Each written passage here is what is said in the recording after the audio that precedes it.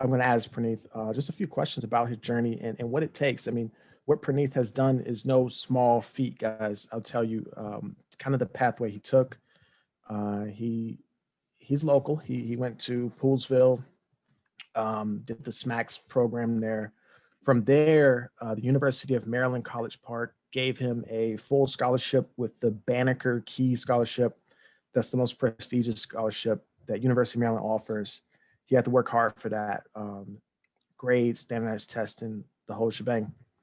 And then after those 4 years in college, he stayed on top of his game. And so he's going to tell us what it takes to get into one of the top 5 medical schools in the world, my friends. Really quality program. You could argue that a lot of these programs at the top, they're all interchangeable. I know you guys might be more familiar with names like Stanford or Harvard, but UPenn, Ivy League institution, super quality. So just wanted to hype my friend Praneeth up here a little bit. Who he also claims to play some basketball, but I've yet to see him play basketball. And I've seen what he can do in the classroom, but I haven't seen what he can do on the court. So I don't know. But Praneeth, I just want to say congratulations on your admission to UPenn Medical School.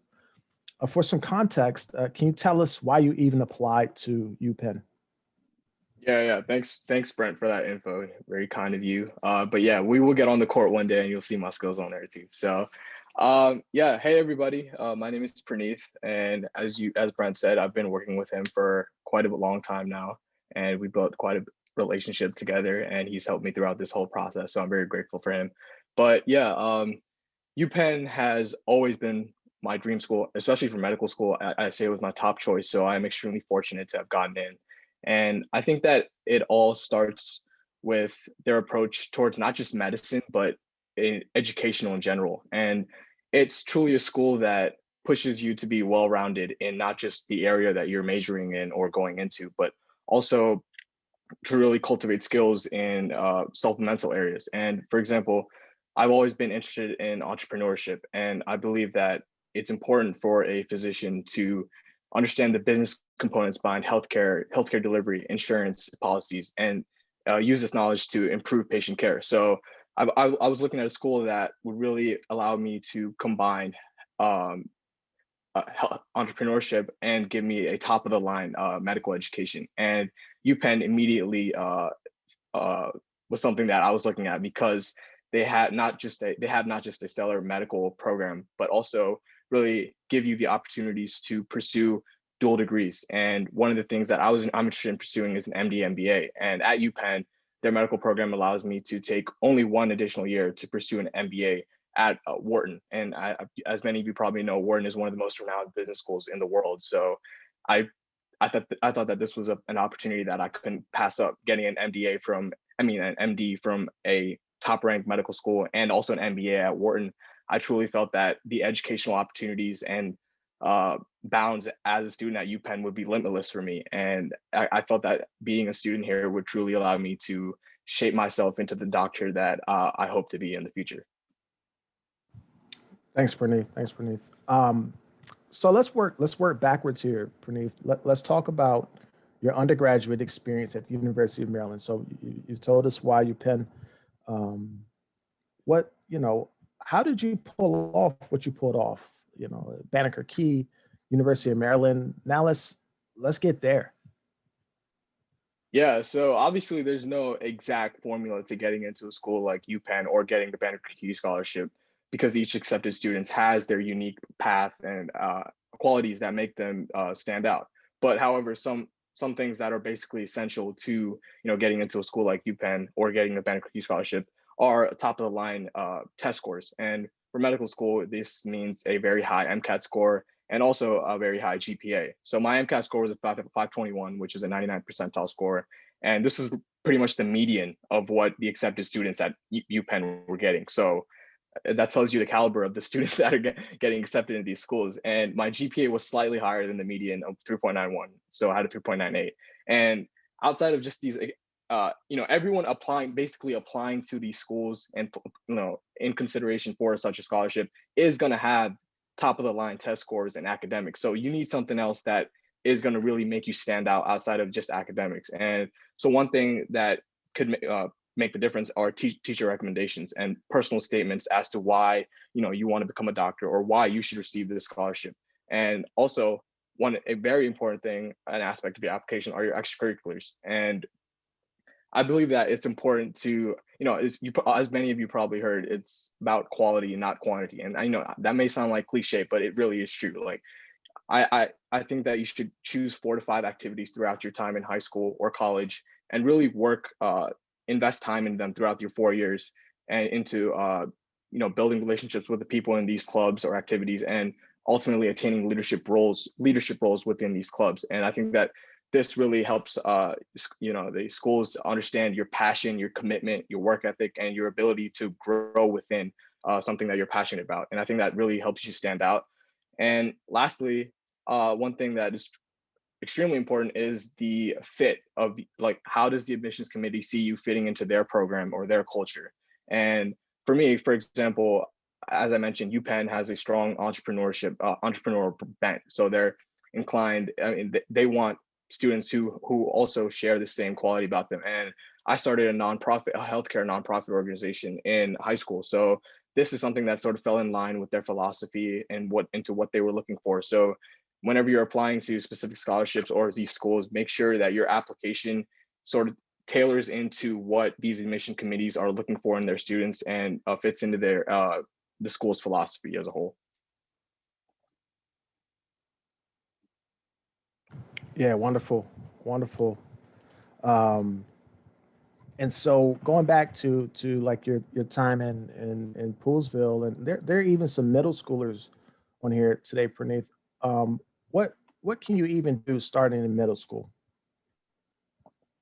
Yeah, honestly, middle school was a while back for me, but I know a lot of in middle school, I didn't really know what I was going to be, to be honest with you. Like, I didn't know if I wanted to be going to computer science, be a doctor, be an engineer. I didn't know. But one thing that I've always done is I knew the importance of academics, and that is something that I think that you should start learning at an early age, and really understand the importance of being determined. Because I know it sounds cliche, you need determinations for everything, blah blah blah. But I think that in order, like, especially when I studied for like these strong like tests such as the SAT, the MCAT, and so on, these tests that you need to do really well in to get into these caliber of scholarships or schools, I think that you really need to know what you're working for and be determined in being able to achieve these things. And so, there's going to be these late nights that you're not going to sleep.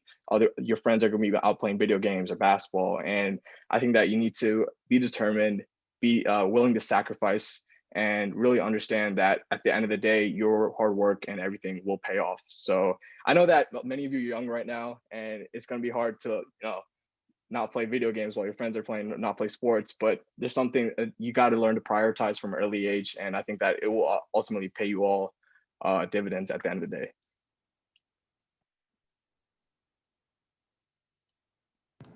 Yeah, perfect, perfect. And what are your thoughts on like mentorship? Have you had any, mentors or teachers in particular that have helped you along the way?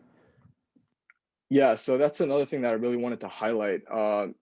When I talked about these teacher recommendations, they're honestly very, very important. And one thing that I felt that I did a great job of, in high school and college, was really identify mentors that I wanted to be near and that I wanted to work with throughout my next 4 years of high school or college. So I started identifying people in my freshman years of high school or college, and really invested my time throughout these 4 years to, either take classes that they were teaching, or spend my lunches just chatting with them about just life and just general things, and ultimately made an effort to really make them know that I'm interested in their advice and their mentorship. And I think that this really goes a long way in not just your teacher recommendations, but also in helping you grow as well. So I think that one of the biggest tips I can give all of you is identify who you like, with the people who you want to work with from an early age, and really invest your time into developing relationships with them. Oh, sorry. You asked about who my specific mentors were. So I had a lot. So one of them obviously was my research mentor, Dr. Das. So I worked at NIH for 2 summers doing research there, and obviously he helped me grow in the scientific research and also build an interest in cancer biology. So that was one mentor. Obviously, I had a lot of professors who I was interested in. I took a lot of their courses, spent office hours chatting with them, and they also played a big role in giving me a very nice letter of recommendation as well. Nice, nice. Yeah, thanks. I'm going to turn the mic back over to Uday so we can field questions from the group now. Yeah, so we actually didn't get many questions, but one question which Praneeth already answered, or Mr. Brent already answered, is the magnet school which Praneeth went to, and that was Poolsville Smacks. So that's the only question we got from everybody. Yeah, I see a question in the chat. Would you recommend UPenn for undergrad courses? Um, I mean, I didn't go to UPenn for undergrad courses, but I know that if they have a lot of unique programs where you can combine, like if you want to do engineering and business, like they have like this thing called the MNT program where you can get a business degree at Wharton and also get an engineering degree from Penn. So I definitely feel that if you have this entrepreneurial interest, if you want to go into business or some kind of, you know, some kind of finance business side, I definitely think that UPenn is a great fit for you all. I got another question. What medical program did you apply to at UPenn? So there's only one.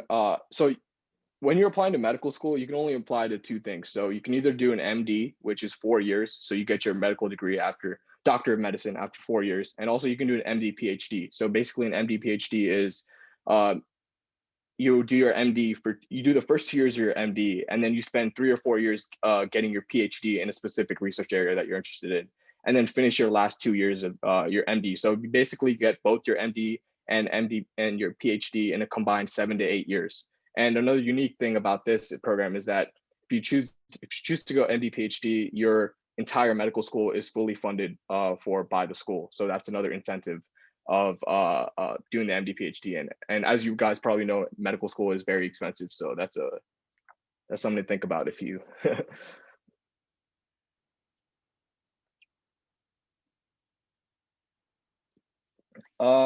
Were from Navia, were there any extracurriculars you heavily focused on that revolve around business in order to appeal into getting into the dual program?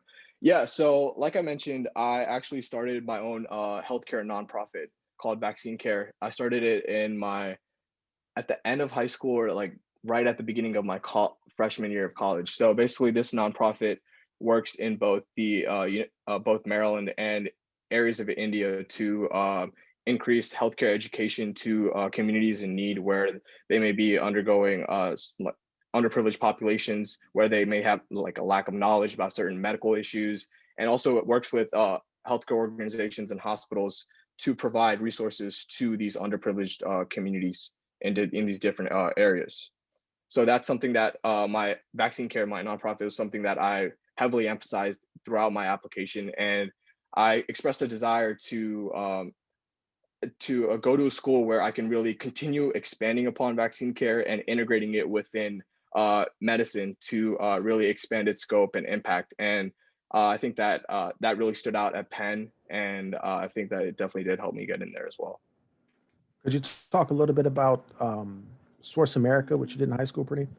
Yeah, so Source America was actually, yeah, thanks for reminding me, Brent. That was actually a huge part of my application as well. So Source America is a competition basically where in high school, I went out as with a group of 2 to work at a disability center. And I had to work with individuals with disabilities there to design for them a product or device that would help them perform their jobs more efficiently and effectively. And I work with individuals with cerebral palsy, which is a intellectual disability. And I work to create a device that helped individuals with these motor function problems to be able to seal envelopes much more quickly. And this was initially where I was inspired to go into medicine and engineering. So in undergrad, I did my major in biomedical engineering, and my initial inspiration going to that was this project where I had to design and engineer my own device to help individuals in need. And so this was a very, I guess, what do you call it? A watershed moment in my life, like where this was really what propelled me into medicine and engineering. So it was definitely a huge part of my application as well. How can people get involved in something like Source America at the high school level?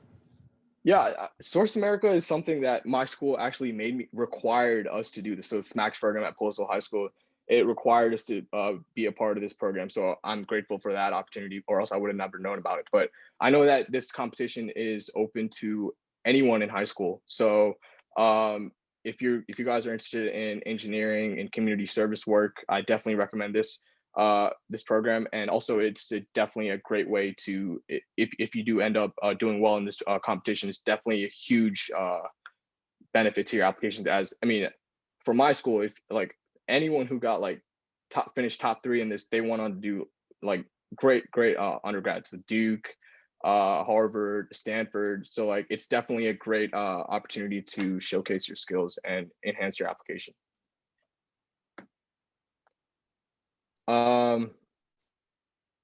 Did you take any classes during middle and high school outside of school? So no, in middle and high school, I did not take any classes outside of school. However, in college, I did take courses at my local community college during the summer and winter breaks, because I was doing biomedical engineering and pre-med at the same time. So that's if when you guys get to college, you'll understand that that's a very difficult path to take, just because the credits and the number of courses you have to take to finish it on time, to fit in time for the MCAT. And so I sort of had to take courses during my summer breaks to make sure that I'd have enough time to fit in time to study for the MCAT and also finish both the biomedical engineering degree and my pre-med courseworks. But in middle and high, yeah, Brent, what's up? Sorry about that, Praneeth. I think to qualify what you just said, though, you did not take a normal curriculum in high school. You need to explain your curriculum in high school was the real deal. How many APs did you take?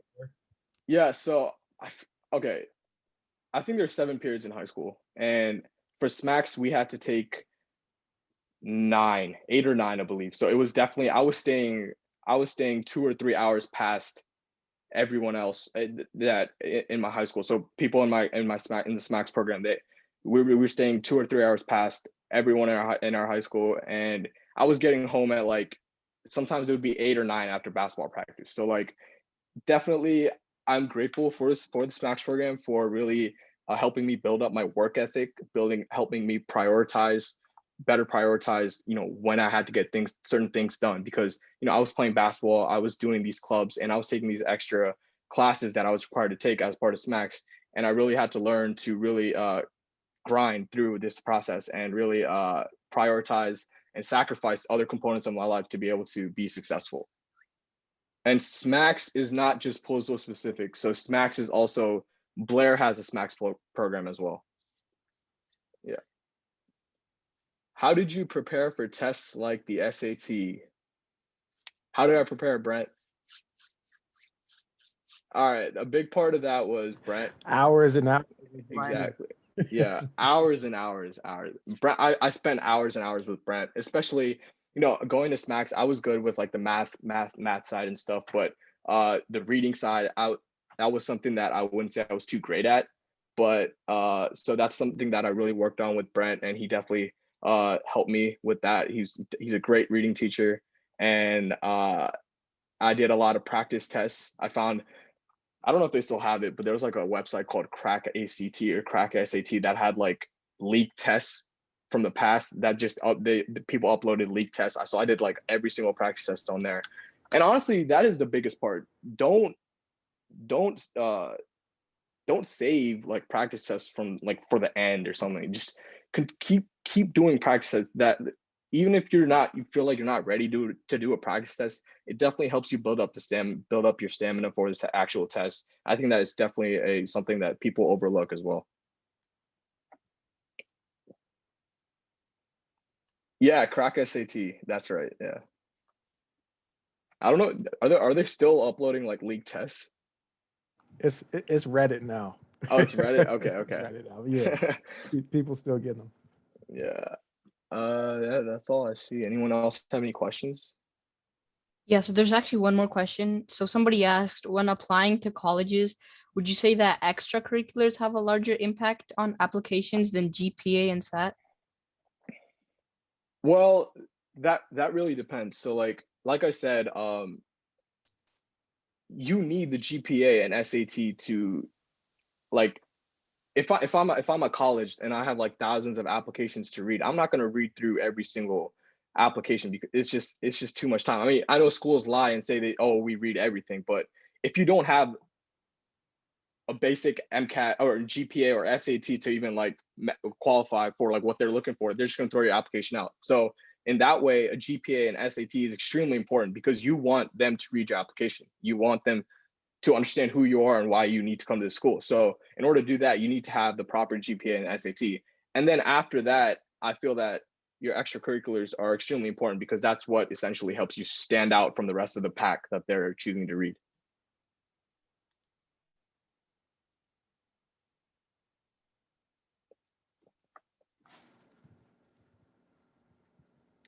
Any other questions? Oh, okay. One thing you would like to recommend middle and high schoolers to find their passion. What do you mean by that? Or do you mean like what career you're going into or? Hey Praneeth, this is Jaswinder. So Oh, hi. just a motivational question, you know. So at this age, kids are kind of hopping here and there. I want to do this, I want to do that. So maybe something you may have experienced at your age that helped you to find out, okay, this is what I want to do. You know, what was those trigger points or what was the motivation that helped you to find, you know, okay, by high school I know this is what I want to do. I think that that's something I would like to share with this young generation so that by before they go to college, they know that, okay, that's the thing I want to do and let's share the dream from early on. Yeah, so I yeah, like when I was in middle school or even early parts of high school, I did not know what I wanted to do. Like, especially as a part of SMACs, like I'd say like 75% of the SMACs do CS, like computer science in some way. So that was something that I was definitely considering, just being a part of that environment, being so, I mean, a lot of my courses were CS classes and but I found that I was definitely not interested in CS. I just didn't like working from a desk. Like I couldn't see myself doing that from 9 to 5 every day. And I definitely think that it's important for, you know, for these students to explore as much as possible. And uh, I think don't restrict yourself to, you know, if your parents want my parents want me to become a doctor, something like that. Don't do that. You're not going to be happy at the end of the day. And I think that one of my most inspirational moments, as I talked about, was the Source America project.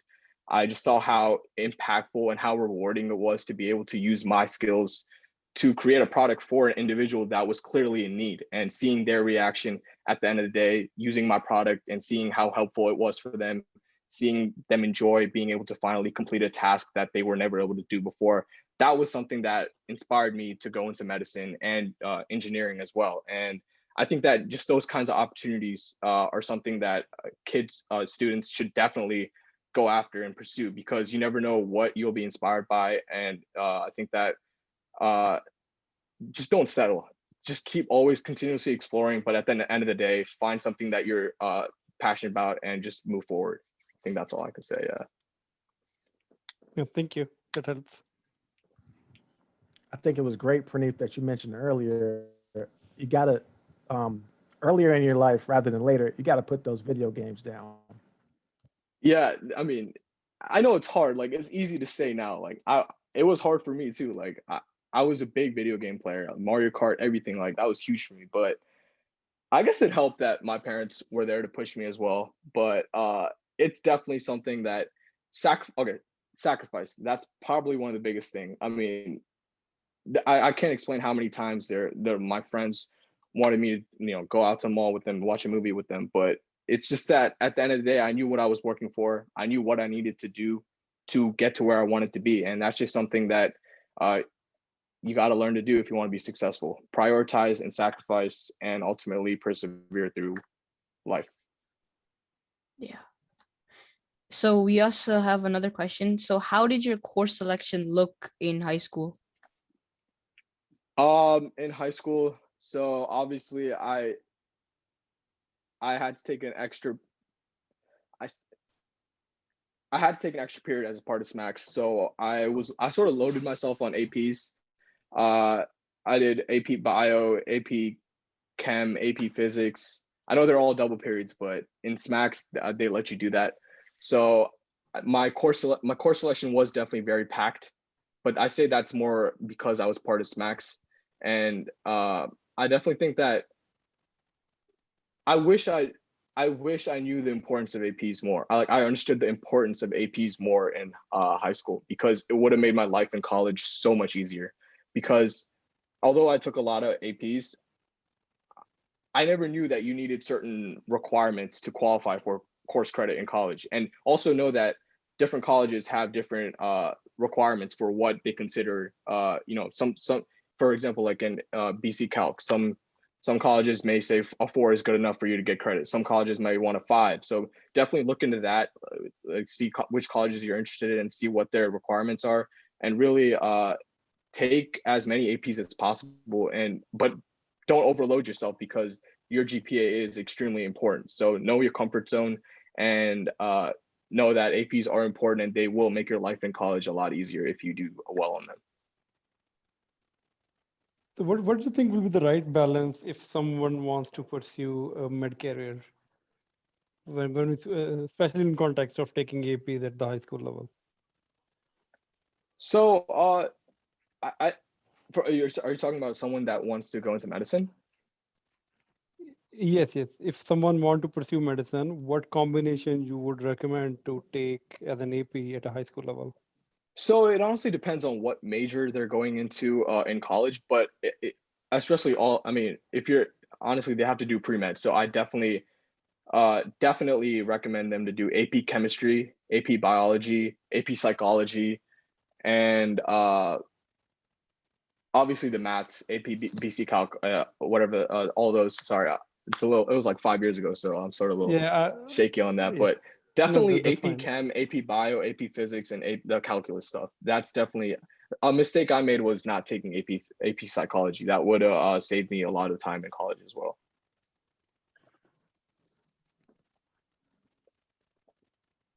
But like, for example, I went into engineering, so a lot of engineering is physics focused. So like it was important for me to take AP Physics. So it just depends on, if you're going to major in biology, then you should focus. You don't need to take AP Physics in high school. So it's just more of like what you're interested in majoring in college. It's not really med specific, but more of like what you want to go into in college. Because essentially a lot of people think that if you wanted to go into medicine, you can't major in anything else. Like you can literally major in music and you can apply to medical school. So like you don't have to just do major in biology to go into medicine. You can literally do anything in undergrad, but make sure that you fulfill all your pre-medicine coursework and do the MCAT and have good extracurriculars, and then you can apply to medical school. So you're not really restricted in what major you can do.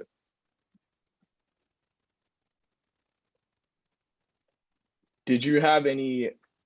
Oh, I'm sorry. There's some questions. What different extracurricular activities did you do? So in high school, I was very big on athletics. I was on the varsity basketball team, varsity volleyball team, and varsity track and field. So that was a big time commitment for me. And I was also on different academic clubs. So I was like president of our biology club, our Make a Wish Foundation, and I'm sure some other stuff. I'm very I'm very shaky on that. I forgot some of my other stuff. But in college, I spent a lot of time working on my nonprofit vaccine care. That was a big time and commitment for me, just growing it and expanding our scope. I mean, working both with people in India and here as well. And I also spent a lot of time doing research at the NIH. As I mentioned, I worked on developing a vaccine production platform. And I also spent time working and doing various clinical activities at Johns Hopkins hospitals and working as a volunteer scribe at a local community clinic.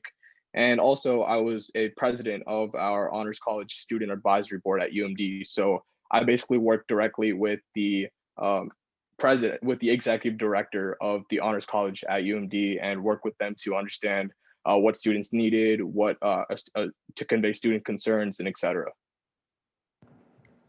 I think one of the main things Praneeth is getting at is, in college, look at what he did, but you got to build up to all that. If you notice, all the things going back to in high school is leadership. He's not just saying he was the member of a club. He was on a competition team, or he was president of this. He was actively involved in a very specific way. That's the key. It's not about having or being a part of 10 different clubs. It's about having active participation in achieving leadership in those clubs, so that by the time you get to college, you know how to lead, you know how to organize, you know how to put on an event, you know how to get people excited about what you believe in. And that's what Praneeth did with his company, his nonprofit Vaccine Care. Yeah. So we also got 2 other questions. So did you have any independent passion project or research project during high school? During high school, that was the I mentioned the Source America project. So a lot of my friends at SMACS, they left it after our time, after the competition. That was the end of their time working with these people with these people with their disabilities. But I continued going back to the individuals that I was working with at the Scott Key Center, which is a disability center in Frederick. And I continued even in college during my summer breaks, my winter breaks. I went back and volunteered with these individuals and got to know them more closely and helped them out in creating other devices as well. So that's something that has really been one of my passion projects. And also research, as I mentioned, has been a big part of my life as well. I worked 3 summers at the NIH and on different projects. One was characterizing an HIV protein. Another was creating a vaccine production platform. And I got another question saying, what type of scores did you get on important tests? On the ACT, I took both the SAT and ACT. That's definitely not necessary, but I just did it. On the ACT, I got a 35. On the SAT, I took the old SAT, so it was out of 2400. I got a 2330 on that. And on the MCAT, it's out of 528. I got a 521, which is also 99th percentile. And pretty sure that's all the major tests in my life. Yeah, on the writer note, do you sleep? Do I sleep? It was okay. It was very difficult in high school because SMACS, Poolsville is like in the middle of nowhere, and it's just like it was like an hour bus ride to my house, and I was getting back, and I had to take an extra class. Sometimes I had basketball practice, so I was coming home at 9, and we had a tough academic coursework. So sometimes I was sleeping at like 2, and I had to wake back up at 6:30 to catch the bus back to school. And so looking back in college, I never understood like how I was able to sleep for 5 hours and just keep going. Like, because in college I needed my sleep. I needed 8 hours of sleep just to do well on the test the next day. So that's something that I felt was a little weird. But yeah, I mean, I guess it just comes with it. Like if you want to be successful, you're gonna have to sacrifice something, and I guess sleep is something that I had to do. I had to sacrifice. Do you recommend for high schoolers do any training at local EMT, especially once planning pre-med? So there are some programs called BSMD programs where you essentially, your undergrad, right after your undergrad, you go into medical school at that undergrad. So like I know George Washington University has one. So after 4 years doing your bachelor's at George Washington, you directly go into their medical school. So you don't have to write an MCAT, you don't have to reapply. And the medical school application the process is extremely time consuming and extremely rigorous. So that's something that you can avoid if you apply to these BSMD programs. And I know they're very competitive.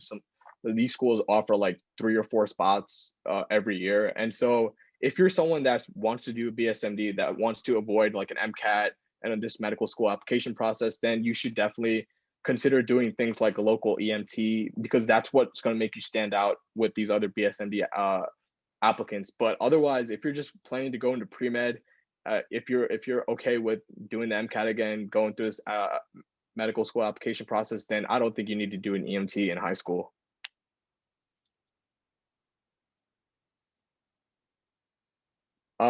This is going to sound silly, but when did you start getting serious and start dropping things like video games? Okay, I think that's a reach. Like, you don't need to drop things like video games. Like, I'm saying, like, you just have to know how to prioritize your life wisely. Like, I don't quit. I haven't quit video games. Like, I play Fortnite once in a while. I play NBA 2K21 once in a while. Like, you just have to know when you gotta stop and when you gotta focus on other things. So I wouldn't say you need to drop video games, but it's just, I'd say that you got to learn how to prioritize your schedule, your life well. And I say that I got serious around probably my freshman or sophomore year of high school.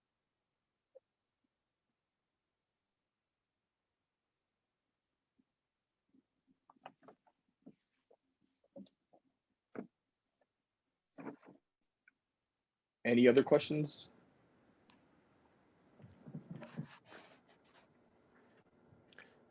Yeah, no, thanks, Praneeth. I'm going to turn the mic back over to Uday. We really appreciate you coming on, sharing your experience, and especially your expertise. I mean, it's really a treat to be able to hear from somebody. Here's the real deal, guys. It's not an internet post. Somebody actually telling you they've gotten into one of the best schools, medical school, no less.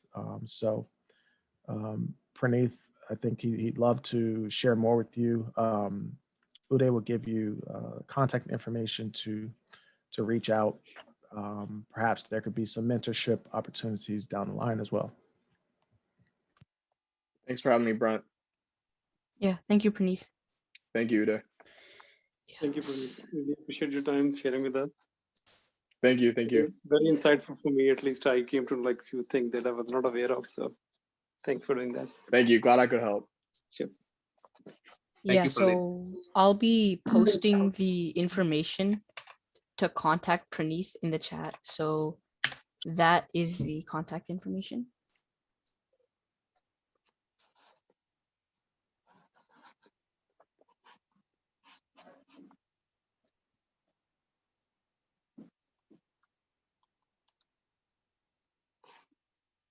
Uday, that all? Can we drop off now?